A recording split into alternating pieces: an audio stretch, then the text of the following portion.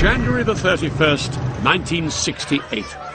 The people of Saigon in South Vietnam were celebrating their New Year festival called Tet. Suddenly, savage fighting broke out. It was the beginning of a nationwide communist assault that would change the course of the long-running Vietnam War. The Tet Offensive was to be a turning point in a war that would eventually see this city and the whole of Vietnam united under communist rule. A war that would rage for more than a decade and that would in the end see America, one of the world's superpowers, suffer perhaps its greatest setback of the 20th century. I'll be explaining how the best equipped army in the world had to adapt its strategy to face a largely guerrilla fighting force. The American troops had to get used to this new kind of combat in a strange country far away from home. I'll be experiencing a little of what it was like for them as they fought their way through the towns and cities of South Vietnam. I'll also be telling the story of the communist fighters who staged this bold attack on the world's mightiest military power.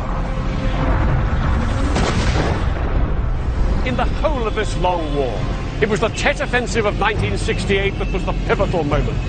Fought here in the streets of Vietnam, it struck right at the very core of the American psyche.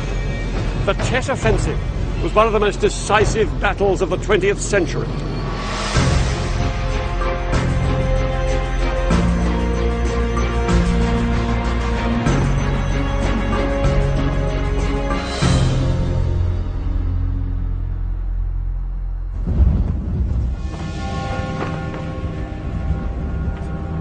Since 1965, the Americans had been fighting the communist regime in North Vietnam. The West was gripped by a fear of communism, devouring country after country. And the Americans believed that if they didn't make a decisive stand in Vietnam, the whole of Southeast Asia would fall. By 1967, hundreds of thousands of American troops had poured into South Vietnam. Many were stationed in remote areas like this hillside called Con Thien.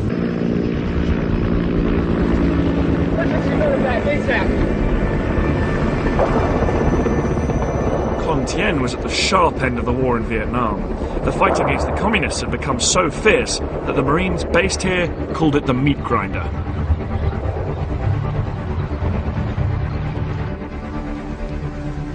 During the war, there would have been artillery here, both in this bunker and dug in on the hillside. Most of it would have pointed that way, because just over there was a border that cut Vietnam in two. On this side, the Republic of South Vietnam, which the Americans were here to protect. And on the far side, the Communist North.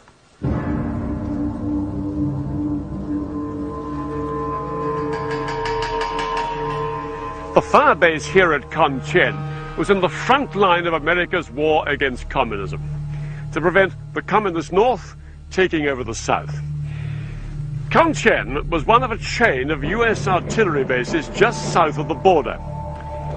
Here's the base right here. And here's the border, with a kind of no man's land either side of it, called the demilitarized zone. The demilitarized zone literally cut Vietnam in half. Down here was South Vietnam, a fragile republic governed by a military elite whose army needed America's help. Their capital was Saigon. The whole of Vietnam, north and south, is 1,000 miles from bottom to top. Up here, communist North Vietnam, backed by the Soviet Union and China. And leading it, in its capital Hanoi, the lifelong communist and ardent nationalist Ho Chi Minh. Known as Uncle Ho to his followers, Ho Chi Minh had trained and equipped an army of 500,000 North Vietnamese soldiers. Ho had successfully driven out the French colonial government in 1954, and now he was resolved to push out the Americans and reunite Vietnam under communism. The Americans were led by General William Westmoreland. With a clutch of medals from World War II and Korea, Westmoreland now led an American force of 500,000 troops in support of some 800,000 South Vietnamese soldiers. But the challenge faced by General Westmoreland and his men was all the greater because they didn't just have one enemy, they had two. As well as a threat from the north, the Americans and their South Vietnamese allies had to face thousands of local communist guerrillas here inside South Vietnam itself.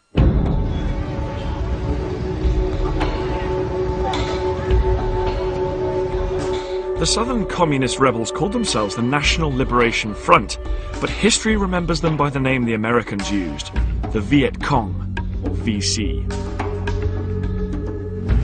They were a huge problem for the US troops.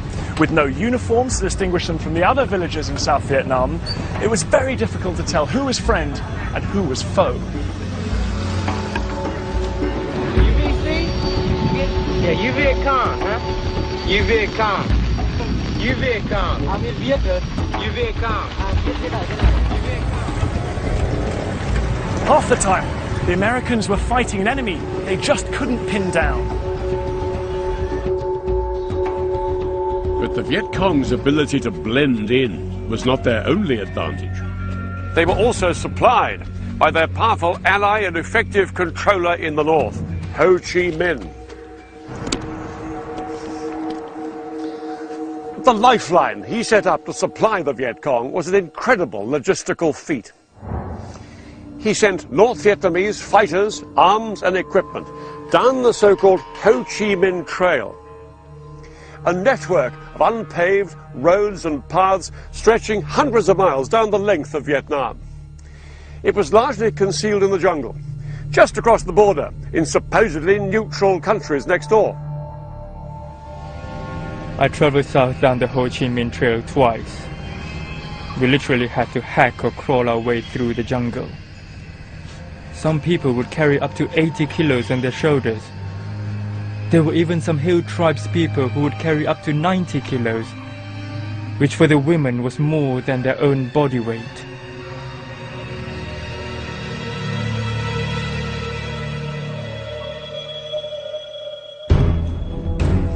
The Ho Chi Minh Trail was vital to the communist war effort. And the weapon the United States deployed against it was the might of its air power.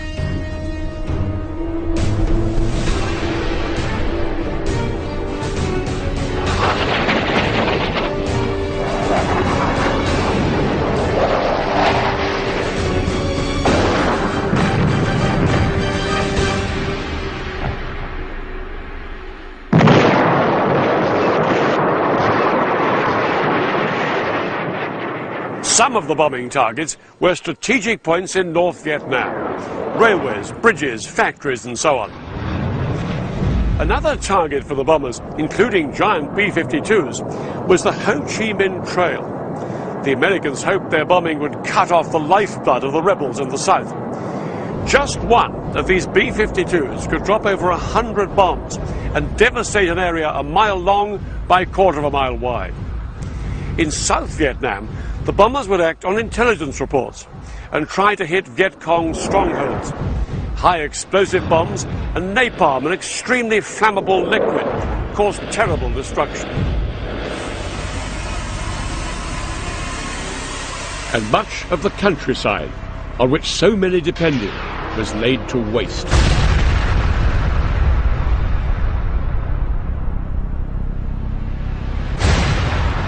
These bombs may have been hitting their targets, but they weren't doing much to win over the hearts and minds of the South Vietnamese people. Often, the targets were in or near populated villages, so inevitably, civilians were killed. It also wasn't really a very good way of rooting out the communists. To do that, there was really no alternative but to go in on foot.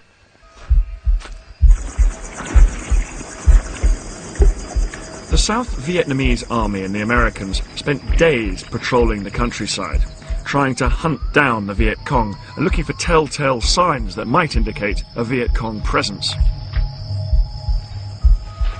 But they weren't just fighting an enemy that was scarcely visible, they were fighting the conditions too.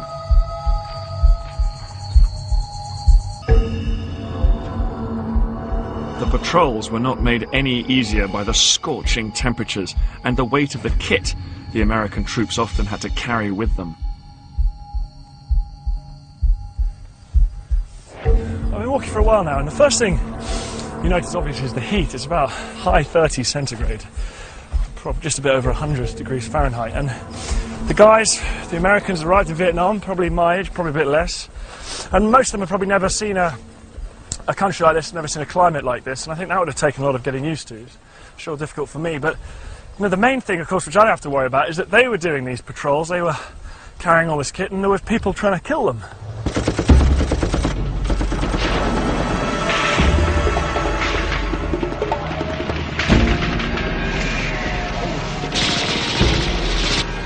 They wouldn't be getting any support, so they would have to eat, drink, apply medicines, and fight with just what they were carrying. Of course, this wasn't really the case for the Viet Cong. They could afford to travel a lot lighter because they had supply dumps in friendly villages.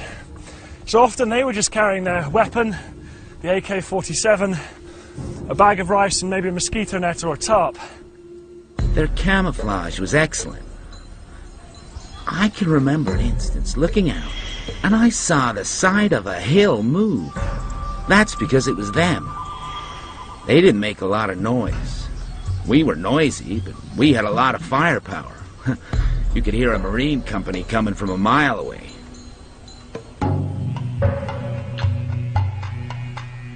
These patrols could be fatal, and many of the troops thought them pointless anyway. The enemy was just too slippery, too elusive. He wouldn't come out and fight the kind of set-piece battle the Americans had been trained and equipped for. The Americans did adapt to this new way of fighting, but just as they were beginning to make some headway in this war, everything changed.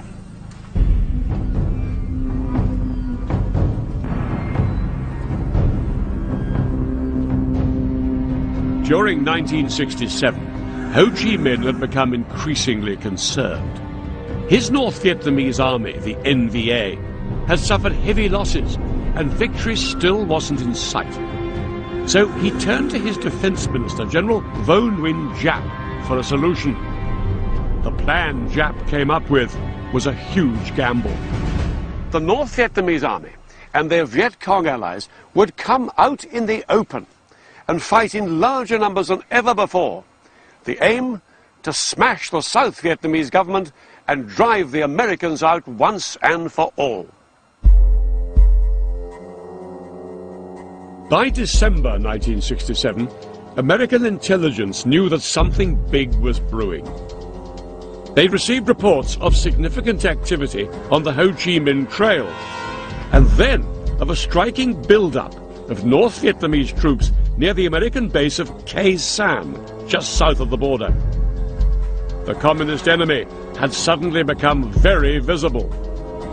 Over in Washington, the American President Lyndon Johnson and his advisors listened to the news with great interest. It seemed that at long last President Johnson was to get the pitched battle he'd been waiting for. And the battlefield was to be Khe Sanh.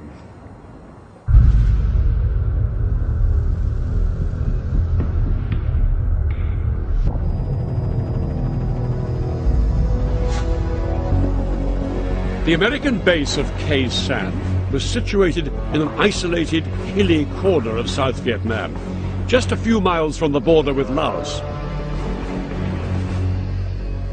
There's nothing left of the base today, but in January 1968, this base was home to thousands of American and South Vietnamese troops. Khe Sanh is the westernmost American stronghold near the demilitarized zone, and has been built to stop enemy infiltration from the north and disrupt supplies on the Ho Chi Minh Trail along here. Here is Khe Sanh, and this is how it was laid out. Over 6,000 Marines and South Vietnamese troops were housed in one heavily fortified combat base, built around an airstrip. Surrounding the combat base were hills, fortified with bunkers, dugouts, and gun emplacements. By mid-January 1968, two whole North Vietnamese divisions, supported by elements of another division, some 20,000 men in all, had gathered in the hills around Khe Sanh.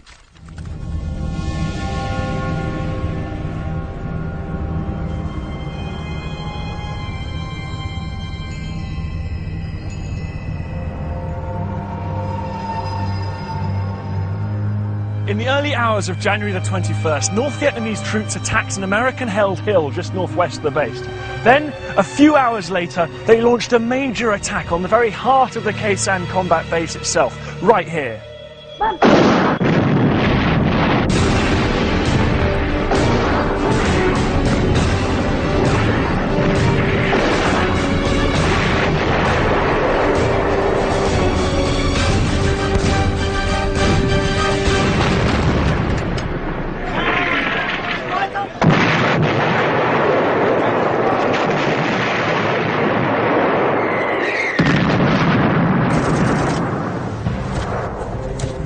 As the NVA consolidated their positions around the base, the Marines fought back ferociously, but they were surrounded. The NVA had managed to cut off their road link to the outside world. Now, the only way in and out of Khe Sanh was by air.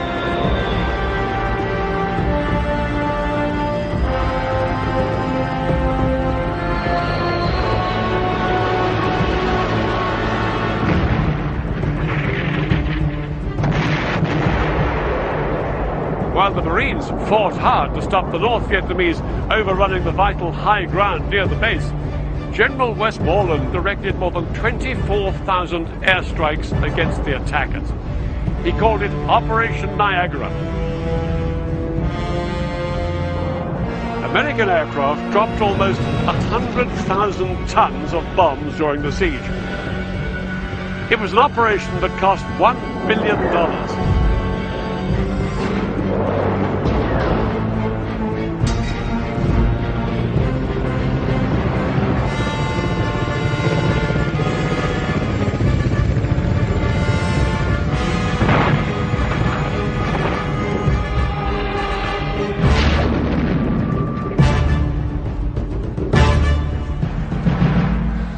Life for the besieged Marines quickly became a horrific ordeal. The base was shelled constantly. On average, 360 North Vietnamese rounds landed inside the perimeter each day. On the heaviest day of bombardment, 1,300 shells hit US positions. There was wreckage thrown everywhere. Vehicles were smashed, windshields shattered, blown tires, tents were shredded, pieces of gear, and torn sandbags were everywhere. What had been a combat base looked like rubble.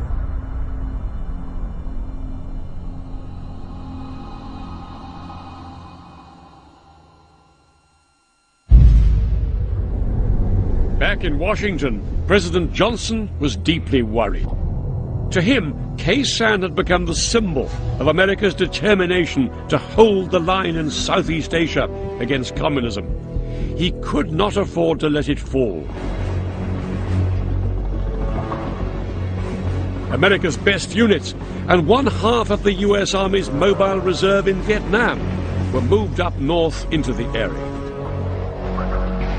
As the battle ground on, Johnson threw even more air power into the fight.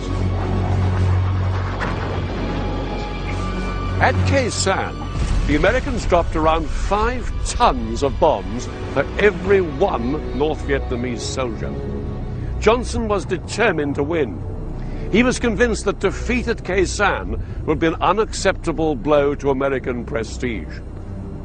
But what the Americans and South Vietnamese were about to discover was that when General Giap and Ho Chi Minh came up with their plan, Khe Sanh was not their main target.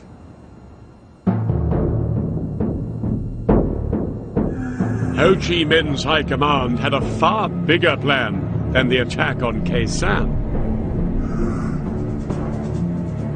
While all American eyes were focused on the struggle for Khe Sanh, the leaders of the North Vietnamese Army and the Viet Cong met in bunkers like this to make final preparations for a far bigger assault.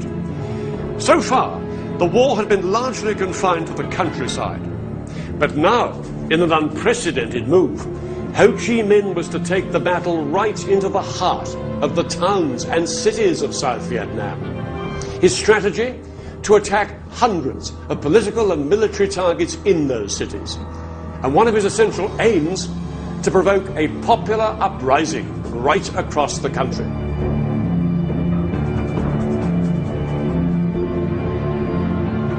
Communist fighters, weapons and supplies had been slipping into towns and cities across South Vietnam. They came in vegetable carts and even in funeral processions, all under the noses of the Americans and their South Vietnamese allies. But how was it that such a huge reservoir of men and supplies had been gathered so close to the cities, largely unnoticed by the Americans? One of the answers lay right beneath their feet.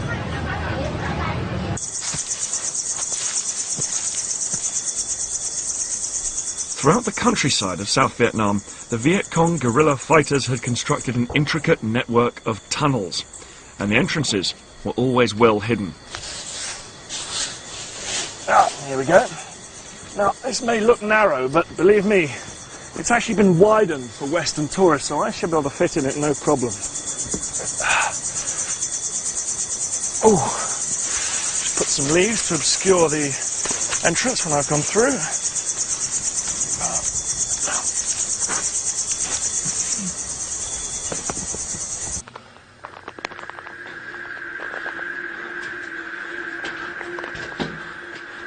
This labyrinth of tunnels at Cu Chi near Saigon was over 200 miles long in total.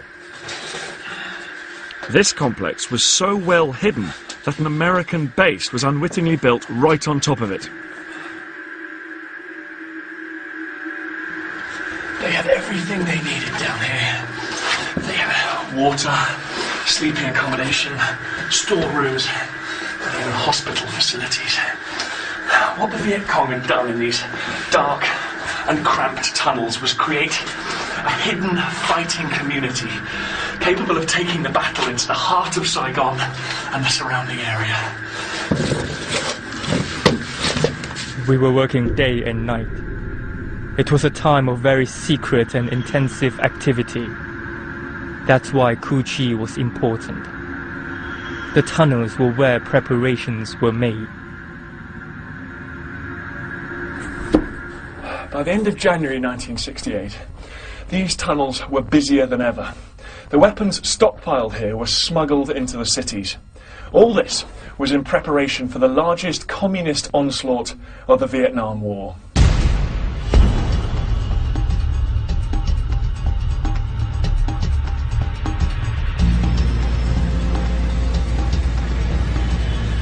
As January drew to a close, most Vietnamese were preoccupied with preparations of a very different kind. The Tet Lunar New Year was approaching, a very important holiday in the Vietnamese year, rather like Christmas and Thanksgiving and Easter all rolled up into one. And many South Vietnamese soldiers, believing that a traditional truce was in effect, had been given leave to go off and visit their families in the country. But as festivities got going that evening in late January, there was a lot more happening than met the eye.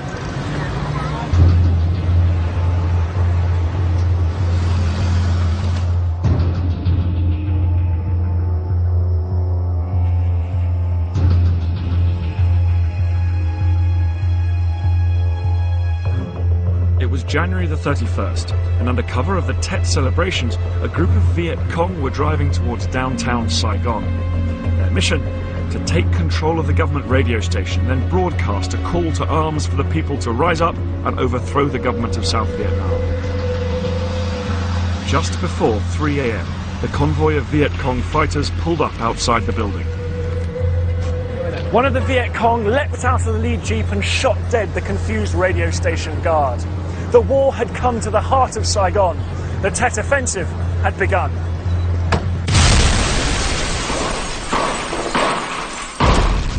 With the capital of South Vietnam under attack, news crews in the city relayed eyewitness reports into homes across the world. Well, here we are. We're right in the center of Saigon, just opposite the presidential palace. And I am in the driveway of the Republic of South Korean Embassy. This gunfire that you can hear is pretty close. It's coming in above our heads. It seems like major firefight is starting at this moment. As the night wore on, news of attacks poured in from all over the city. General Westmoreland's own headquarters was attacked, and the nearby airport of Tan Son Nhut. The Viet Cong even seized the racetrack at Phu Top. It was the perfect rallying point for their fighters. But they also wanted to hold it to prevent the Americans from using it as a helicopter landing zone. In the city's center, they attacked the naval dockyard, and the radio station they stormed was nearby. Even the presidential palace came under attack. But there was another objective that night, just a block away from the palace. It may have been less imposing, but it was to prove a much more rewarding target. Earlier, a group of Viet Cong fighters had gathered in the garage to make final preparations for this attack. Now, everybody present at this meeting were members of the Viet Cong C-10 battalion. They may have been few in number, and they may have had limited firepower, but the results of that night's C-10 mission would reverberate around the world.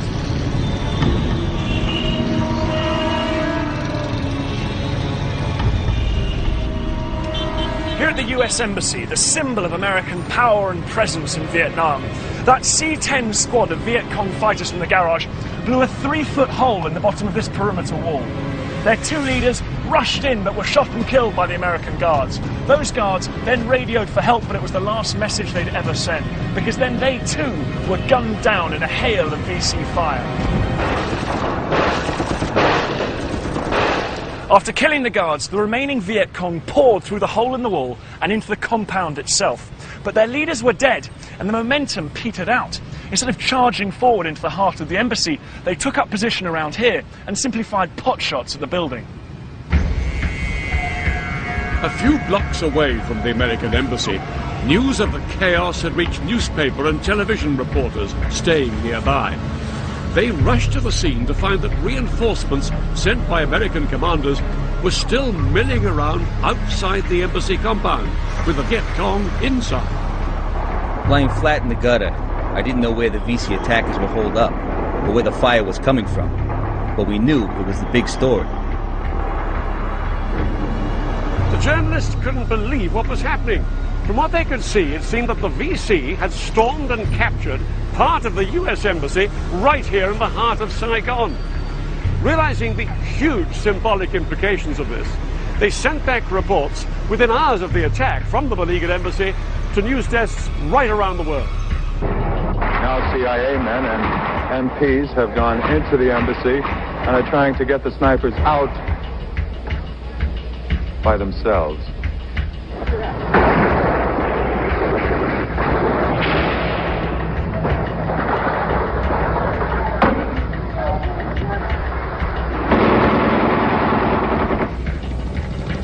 Military police got back into the compound of the $2.5 million embassy complex at dawn.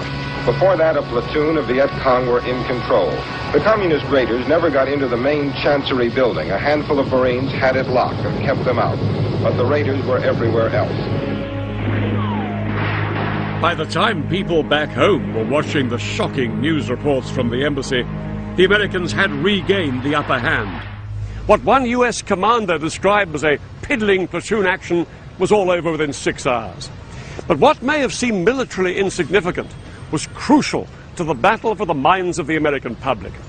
The pictures on television of the Viet Cong on American soil, here inside their own embassy compound, sent shockwaves across the United States. In spite of this, the reality in Saigon was that the embassy attack had been crushed and the threat to the capital had been contained. Any fighting now was just mopping up. But the Tet Offensive was far from over. Within minutes of each other, scores of bases, towns and cities had been attacked all over the country. One US general said his map was lighting up with news of assaults like a pinball machine. An estimated 84,000 troops, North Vietnamese and Viet Cong, had hurled themselves at the centers of power. The Americans and South Vietnamese managed to restore control very quickly.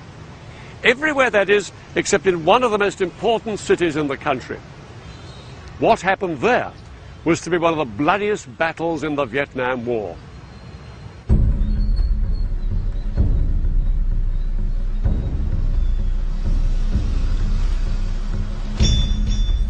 Previously untouched by war, the ancient city of Hue was one of the most revered places in the country. A center of learning, religion, and culture, this imperial city had huge symbolic importance for both North and South Vietnam.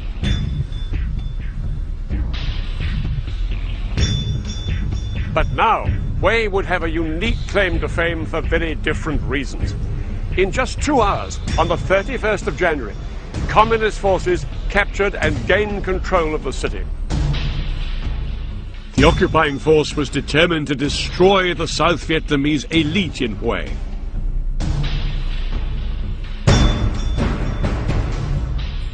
They immediately rounded up everyone they thought was a threat. As many as 5,000 people disappeared. The American High Command and its South Vietnamese allies could not allow Hue to remain in communist hands under any circumstances. If this venerated city wasn't recaptured soon, it would be a spectacular propaganda victory for Ho Chi Minh.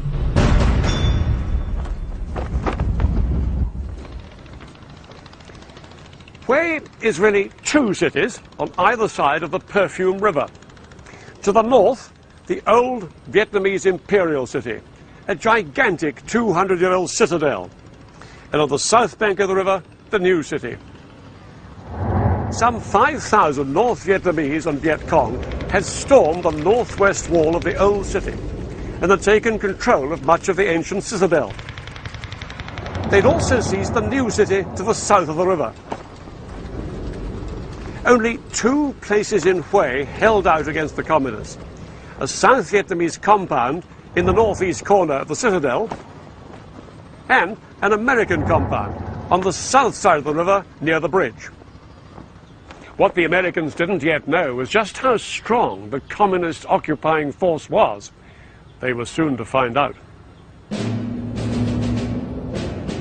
At 4:10 on the afternoon of the 31st of January, 160 Marines moved off towards the Nguyen Hoang Bridge, with orders to reach the South Vietnamese army compound inside the citadel.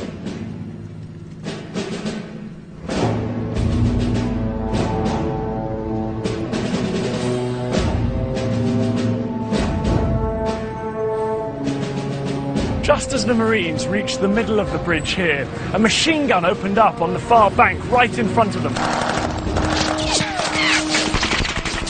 10 Marines were killed or wounded, then the rest, taking cover, hit the deck.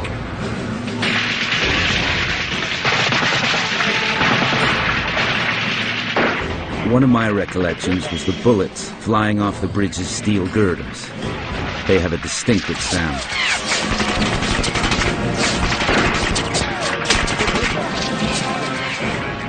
The commander had serious doubts about leading his men forward, but he felt he had to obey his orders to cross the bridge and continue his mission.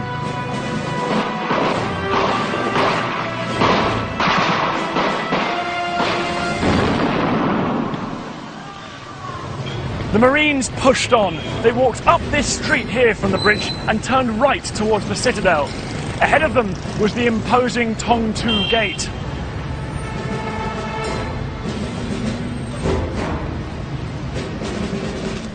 I just turned the corner and got to about the first tree on the right. And suddenly all hell broke loose and a hail of bullets rained down on us from the gate up the street in front. I looked up, and all I could see were the muzzle flashes of NVA machine guns. NVA soldiers were dug in on top of the gate and citadel wall. We were like sitting ducks.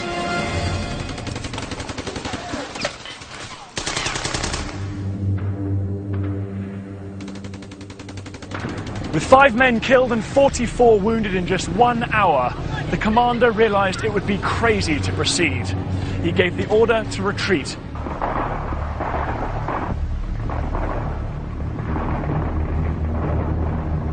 The Marines made their way back over the bridge to their base in the new city. So, at the end of day 1 of the Tet Offensive in Hue, the Americans had a better idea of the mammoth task they were facing. Rather than risk more casualties venturing across the bridge again, they determined to clear the new city on the southern side of the river. From the safety of their compound, they started to move out westwards in 2 parallel columns, with a tank leading each one. Their objective, to reach Hue's local government building, that now had a Viet Cong flag flying on its rooftop. This was just 800 meters, about 850 yards down the street. It should take hours at most. They were in for a rude shock. The Marines were about to face some of the hardest fighting of the entire Vietnam War.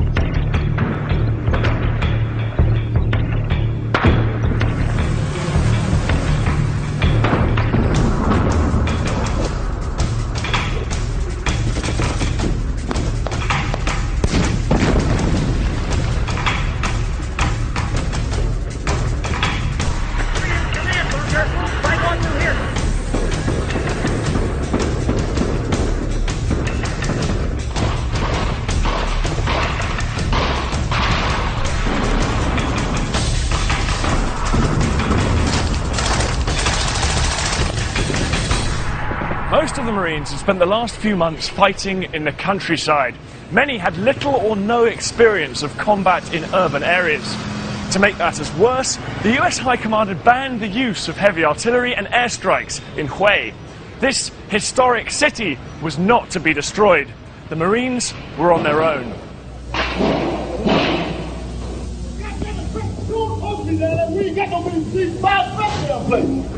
Without this support and in the face of fierce opposition, progress was painfully slow. It took the Marines half a day just to get from here to there.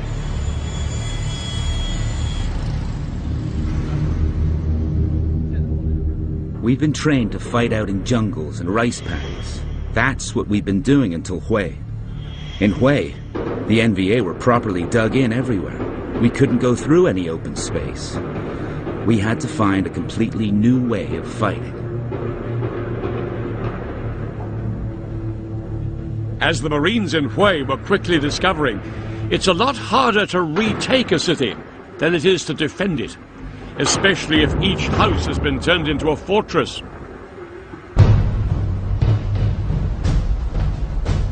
To find out more about urban clearing, Dan and I joined the 1st Battalion of the British Parachute Regiment on a training exercise. So it has already?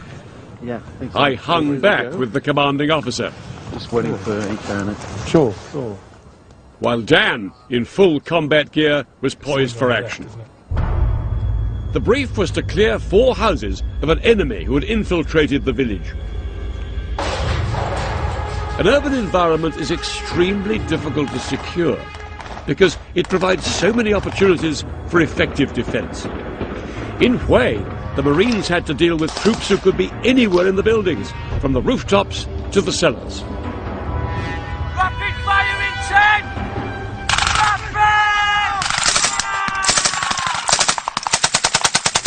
Rapid! So you've got to be all the time on the lookout, all the way around you, up, down, behind you, yeah, sideways. 360-degree battlefield.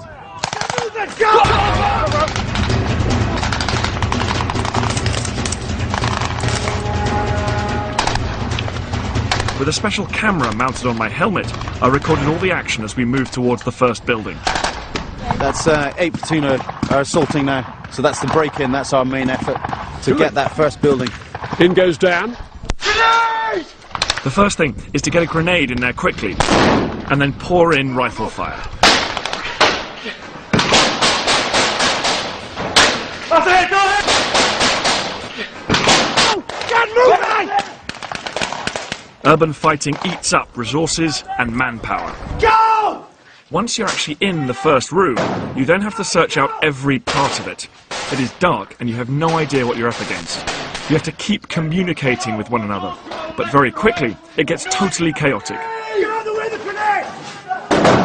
The American Marines had only 4 blocks to clear in Hue, but it's easy to see how tough a job that was. Amazing how many people it takes to clear a house. Yeah, it's going to take up to a company of 100 men to clear these 4 houses, so a platoon in each, and that's stretching us.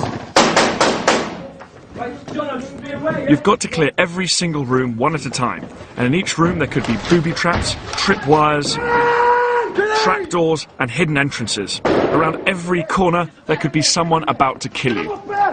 Get him in, Millside! Go! I move!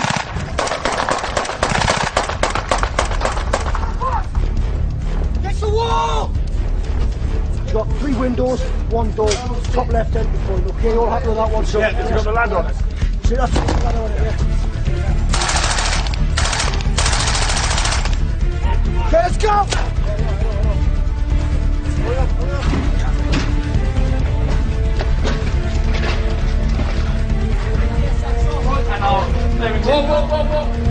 Go! Okay, see?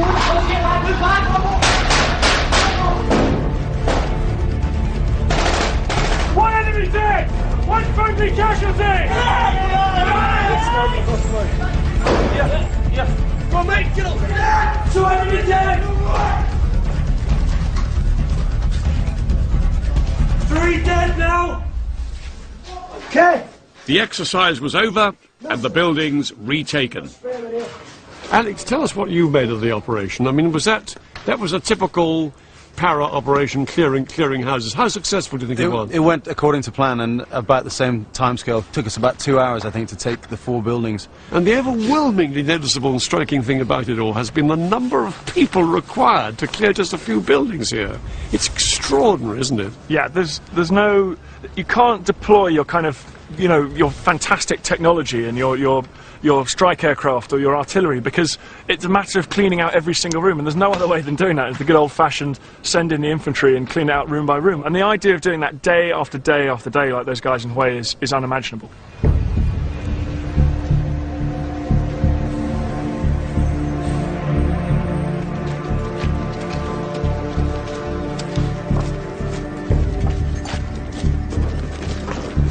February 3rd, 4 days into the Tet Offensive, the ban on supporting air attacks in the new city was finally lifted. With this air support, and with their tanks, the Marines' progress started to speed up.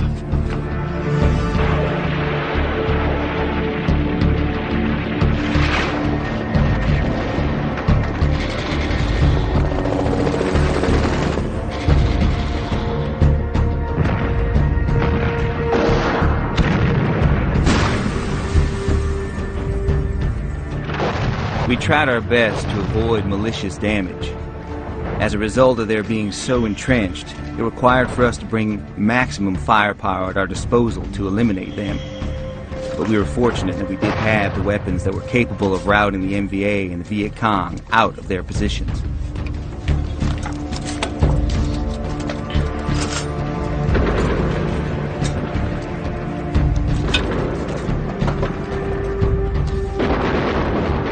Three days later, the Marines finally secured the local government building.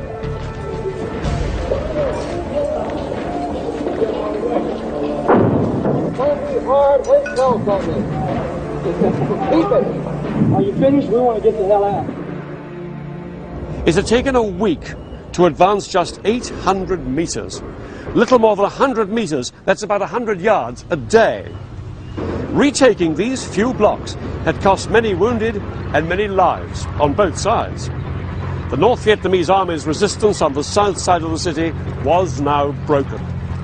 But in the citadel, over on the north side of the river, fighting had reached stalemate, and the North Vietnamese Army had the South Vietnamese troops boxed in.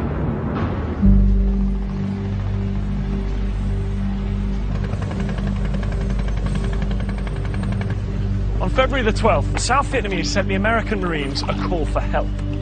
The trouble was that the bridge connecting the new city with the Imperial Citadel had been blown up by the communists. The only way of getting over there was by river.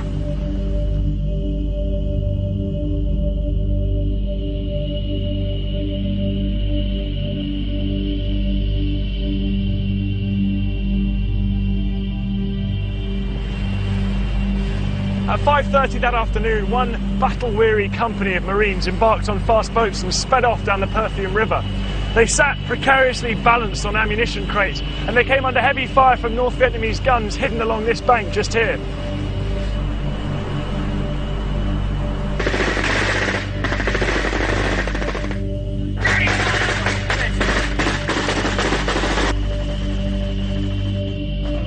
It was a nerve-wracking journey, but the only way to help the South Vietnamese and win the battle for Hue was for the Marines to get into the old city.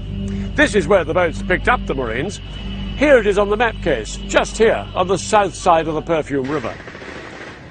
They were ferried up the river, round here, to the northeast corner of the citadel, where the South Vietnamese forces were trapped. Men and supplies were offloaded near one of the gates and rushed in to reinforce the South Vietnamese inside. The Marines now had to fight not just in the more densely packed streets of the citadel, but against an enemy protected by bunkers and battlements on walls several meters thick. The North Vietnamese were scattered throughout the city and heavily entrenched on the eastern side of the citadel and on the walls of the Imperial Palace itself. The South Vietnamese had tried but failed to push back their enemy. It was now up to the Marines. Their plan was to push south, down the narrow streets held by the North Vietnamese army, towards the Tong Tu Gate, where they had been ambushed 2 long weeks before.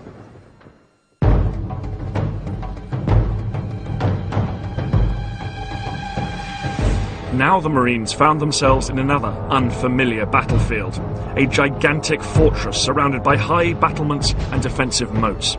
In fact, this citadel was such a unique landmark that, unlike in the new city, the South Vietnamese still wouldn't allow the Americans to bomb it. In some places, these historic walls are up to 100 feet thick. This new environment presented the Marines with some difficult choices. They could either stay down there in that tight warren of streets fighting house to house, or they could come up here onto the walls where there was far greater mobility, but they would be totally exposed.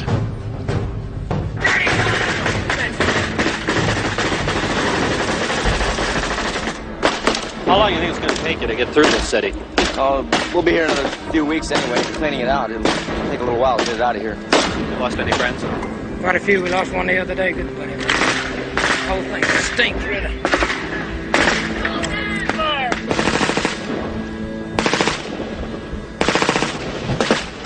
By now, the North Vietnamese army and the Viet Cong were beginning to suffer. But General Giap's men knew that for every day the communist flag flew over this sacred city, it sent out powerful propaganda messages to the Vietnamese people and, even more significantly, to America.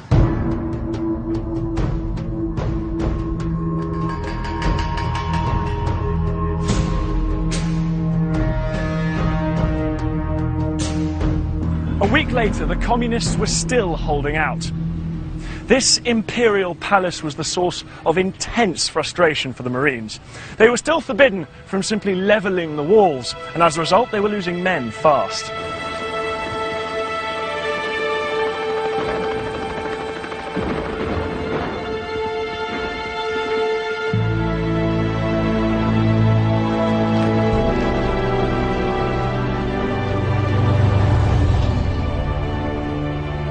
You had this utter devastation all around you. You had this horrible smell. I mean, you just cannot describe the smell of death, especially when you're looking at it a couple of weeks along.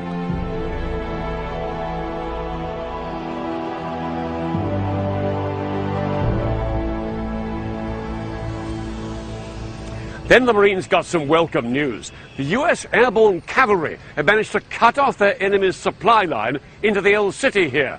And on top of this, the South Vietnamese had given permission for airstrikes on the citadel.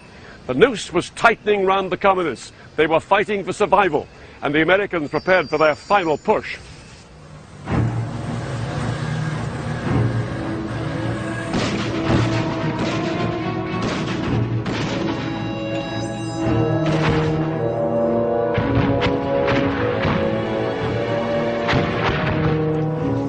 As the Marines forced their way towards the southeast corner of the citadel, two A-4 jets dropped napalm to clear one area with devastating effect.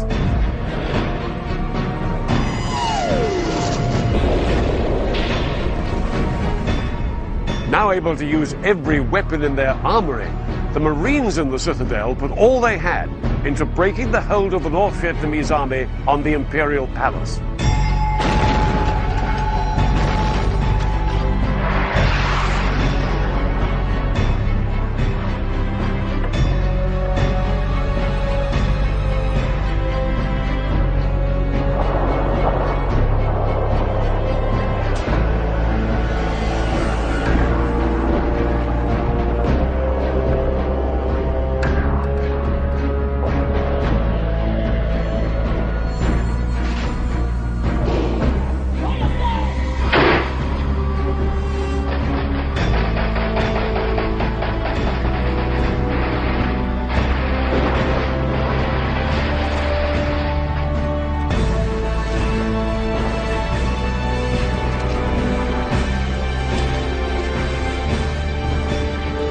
Finally, to the south, around 150 Marine reinforcements stormed their way through to retake the Tong Tu Gate, the gate that their comrades had been beaten back from 3 weeks earlier.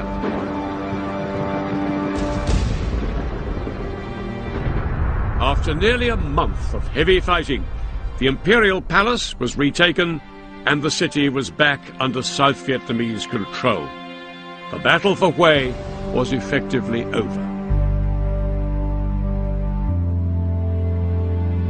Ho Chi Minh and General Giap's Tet Offensive had failed.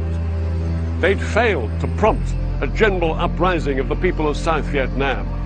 They'd failed to defeat the American and South Vietnamese in battle. Of all the 100 or so towns and cities they'd attacked, they hadn't held on to even one. And now the Viet Cong was effectively wiped out as a viable fighting force. It was a devastating loss for the enemy. We thought we had done a wonderful job. In the big picture, Hue was a huge turning point. Westmoreland had triumphed, or so he thought.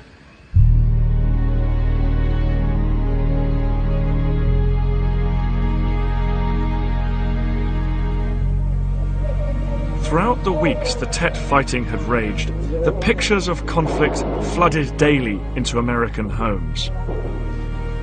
And what the American public saw was a far uglier version of the war than they were expecting.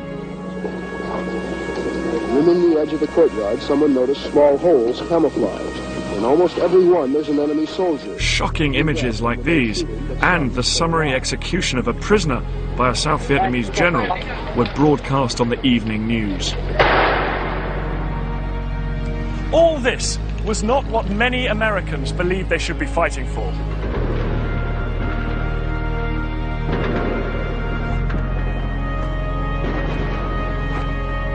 But perhaps the final blow was that the television and newspaper images suggested that President Johnson and General Westmoreland had got it wrong. The Tet Offensive appeared to show the communists were a lot stronger than the American people had been told. The end of the war seemed even further off than ever.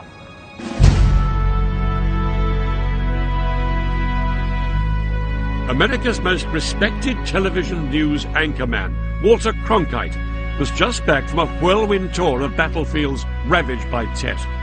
He filed a pessimistic report that would strike a chord with millions. For it seems now more certain than ever that the bloody experience of Vietnam is to end in a stalemate. But it is increasingly clear to this reporter that the only rational way out then will be to negotiate, not as victors, but as an honorable people who lived up to their pledge to defend democracy and did the best they could. This is Walter Cronkite. Good night. Something had to change. Johnson went live on television to announce a reduction in the bombing, but he decided it wasn't enough just to change policy. He faced re-election as president later that year, and people in his own party were now openly campaigning against him on a peace ticket. to the surprise even of his closest colleagues, he ended his broadcast on a note of high political drama. I shall not seek,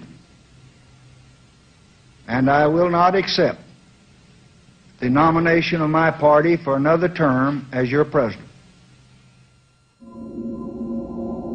With Johnson's ultimate act of political self-sacrifice, the Tet Offensive had taken its most high-profile victim.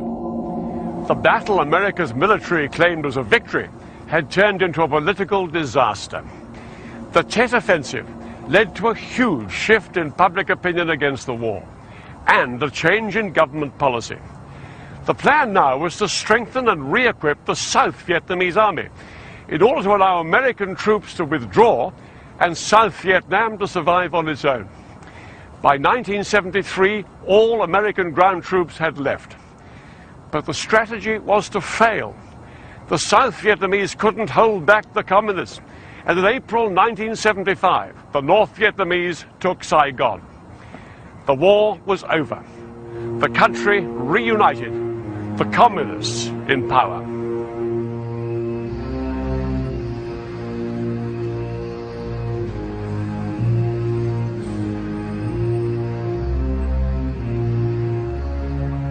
Over 1 million Vietnamese people died during the Vietnam War. But the trauma did not end in 1975.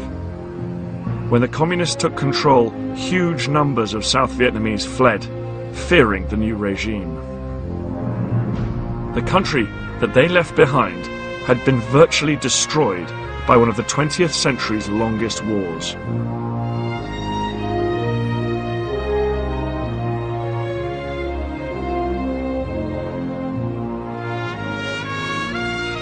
Most Americans had entered the war believing they were fighting a just cause. By the war's end, 58,000 Americans were dead, and the country was divided, embittered, and disenchanted. Americans still argue long and hard as to whether the terrible price they paid for this war had any real effect on the global advance of communism. What is true is that in spite of America's failure in Vietnam, communism, far from taking over the world, suffered one reverse after another. But the trauma that followed Tet was to burn deep into America's soul. And for years to come, Americans would be very wary about becoming embroiled in other foreign wars for fear of another Vietnam.